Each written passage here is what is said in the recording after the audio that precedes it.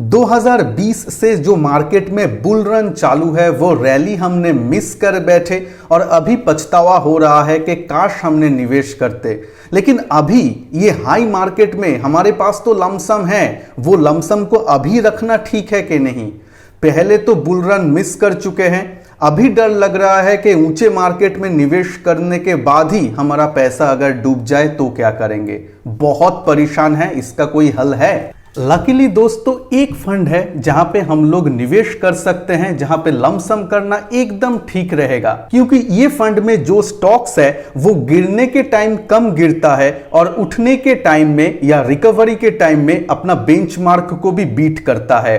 Lump sum के लिए हमें ऐसा फंड का जरूरत होता है जो गिरने के टाइम कम गिरे, पैसा हमारा सेफ रहे, क्योंकि यहां पे हम एसआईपी की तरह एवरेज आउट नीचे नहीं कर पाएंगे। इसी के साथ साथ फंड भी नया है, किसी के पास ये फंड अभी तक नहीं है और मैं खुद भी इस फंड में निवेश करने के लिए ठान लिया है और मैं आप लोगों को इस वीडियो में निवेश करके भी दिखाऊंगा। नमस्कार दोस्तों, मैं हूं संजय और आप देख रहे हैं आपका चैनल संजय टॉक्स। फंड का नाम जानने से पहले इसका यूनिक चीज, इसका पोर्टफोलियो देख लेते हैं। पोर्टफोलियो देख के ही आप लोगों को आइडिया लग जाएगा कि ये फंड किस टाइप का है। ये फंड का जो मेन टॉप 3 कॉन्स्टिट्यूएंट है, जो सेक्टर में ये दांव लगाता है, वो है कंज्यूमर, आईटी और फार्मा। ये तीनों ही सेक्टर आप जानते हैं ऑलवेज एवर ग्रीन सेक्टर है। जितना भी रिसेशन आए लोग दवाई लेना नहीं छोड़ेगा या फार्मा सेक्टर बूम रहेगा।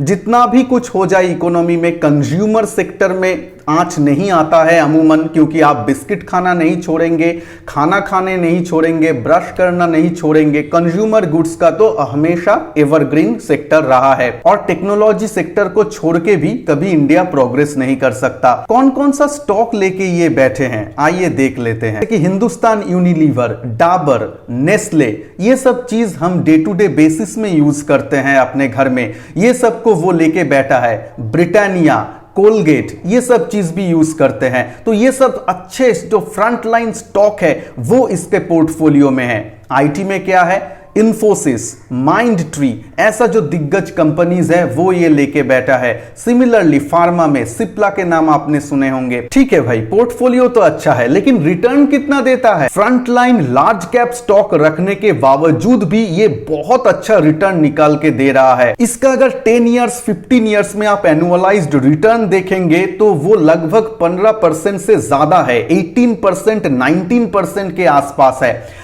रिटर्न जो भी 15% से ऊपर होता है फंड में, वो फंड एक्स्ट्रा ऑर्डिनरी माना जाता है, वो इंस्ट्रूमेंट बहुत अच्छा माना जाता है। और ये फंड कंसिस्टेंटली निफ्टी 100 या निफ्टी मिड कैप 50 जो इंडेक्स है उसको बीट किया है सालों साल। अब फंड का डिटेल्स में आ जाते हैं। देखिए, ये एक इंडेक्स बेस्ड फंड है। वो इंडेक्स का नाम है निफ्टी अल्फा लो वोलेटिलिटी 30 इंडेक्स। देखिए, ऐसा 2 नाम है, एक है अल्फा लो वोलेटिलिटी 30 और एक है सिर्फ लो वोलेटिलिटी 30। यहां पे मैं अल्फा लो वोलेटिलिटी 30 के बारे में बात कर रहा हूं। ये जो इंडेक्स है एक स्पेशलाइज्ड इंडेक्स है जहां पे 2 पैरामीटर्स को लिया गया है। 2 चीज मतलब एक है लो वोलेटिलिटी। जो स्टॉक के बारे में मैं बात किया आप जानते होंगे, वो सब स्टॉक में ऊपर नीचे बहुत कम होता है। आप नहीं देखेंगे कि हिंदुस्तान यूनिलीवर या डाबर एक दिन में 4-5% गिर गया है, ऐसा नहीं देखेंगे। लेकिन मेटल स्टॉक में आप देखेंगे एक दिन में 3-4-5% का ऊपर नीचे होता रहता है। तो ये इंडेक्स में वैसे ही स्टॉक को लिया गया है जो ज्यादा ऊपर नीचे ना करते हो। तो एज अ इन्वेस्टर हमें तो वही चाहिए कि हमारा जो फंड है, हमारा जो स्टॉक है, वो ज्यादा ऊपर नीचे ना हो, एक कंसिस्टेंट रिटर्न हमें निकाल के दे। हमें एज अ इन्वेस्टर क्या चाहिए कि हमारा फंड या फिर हमारा स्टॉक जो बेंचमार्क है उसको हैंडसमली बीट करे। बेंचमार्क का रिटर्न से हमारा रिटर्न ज्यादा से ज्यादा आए, यानी अल्फा ज्यादा निकाल के दे। और ये इंडेक्स वही करता है। जो सब स्टॉक का अल्फा ज्यादा है यानी बेंचमार्क को बीट करते हैं, उसके साथ साथ ऊपर नीचे भी ज्यादा नहीं होता है। ये 2 कंडीशन कंडीशन मीट होने पे ही वो स्टॉक को ये इंडेक्स में शामिल किया जाता है। तो एकदम परफेक्ट बैठता है लमसम करने के लिहाज से। अगर ये इंडेक्स का आप लोग बैक टेस्ट करेंगे, जब जब मार्केट में गिरावट आया, जैसे कि 2008 का रिसेशन या फिर रिसेंटली 2020 में जो कोविड के वजह से गिरावट आया, वो दोनों ही क्षेत्र में ये इंडेक्स बाजार को आउट परफॉर्म किया। यानी गिरने के मामले में वो निफ्टी, सेंसेक्स या मिड कैप जो स्टॉक है वो इंडेक्स के मामले में कम गिरा है। और बाजार जब रिकवरी करता है तब भी इसका रिकवरी अच्छा खासा होता है। जितना भी हम एग्रेसिव इन्वेस्टर है, फिर भी जब हमारा पोर्टफोलियो लाल दिखता है, रेड दिखता है, लॉस दिखता है, तब हम लोगों को भी डर लगता है और सोचते हैं कि हम बेच के निकल जाए क्या, और गिर सकता है, डर लग जाता है मन में। ये फंड या ये इंडेक्स इसको ही एड्रेस करता है। नीचे जाने के समय हमारा पोर्टफोलियो को एक स्टेबिलिटी प्रदान करता है। तो ये इंडेक्स को फॉलो करके फंड कौन सा है? देखिए, नया एनएफओ लॉन्च हुआ है, नया फंड है बिल्कुल भी, ICICI alpha low volatility 30 fund of fund. तो ये फंड में हम निवेश कर रहे हैं। इसका जो एनएफओ है वो 15 सितंबर तक ओपन है।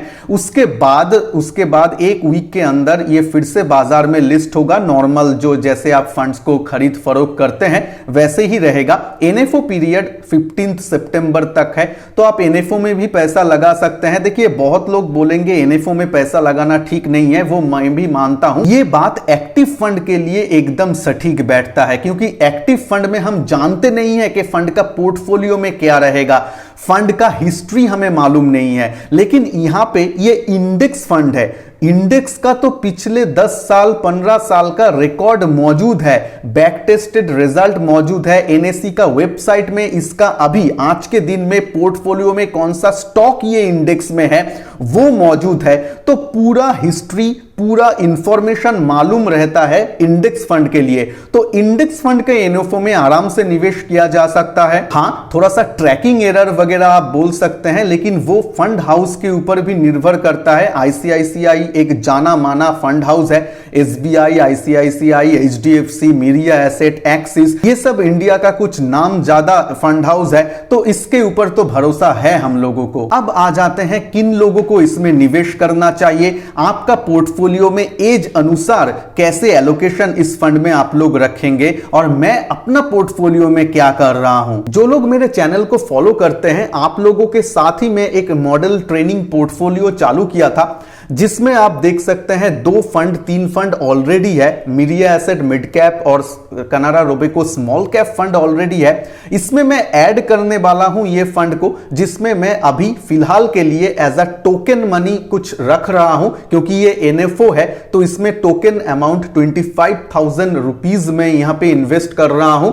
और जब ये फिर से लिस्टेड होगा तब मैं मंथली इन्वेस्टमेंट के बारे में सोचूंगा, तब पोर्टफोलियो का कंस्टिट्यूएंट देख के एक बार डिसीजन लूंगा और वो जरूर आप लोगों के साथ शेयर भी करूंगा। अगर मेरे पोर्टफोलियो में अलग जो फंड्स है उसमें निवेश के पीछे लॉजिक क्या है, क्या गोल है, वो सब के बारे में जानना चाहते हैं तो वीडियो का लिंक मैं डिस्क्रिप्शन बॉक्स और आई बटन में दे दूंगा, उसको आप जरूर देखिएगा। लमसम करने का बहुत सारा डिटेल्स उस वीडियो में भी मौजूद है। अब एज वाइज एलोकेशन देख लेते हैं। मान लीजिए आप 20s या 30s में हैं, तो क्या करें?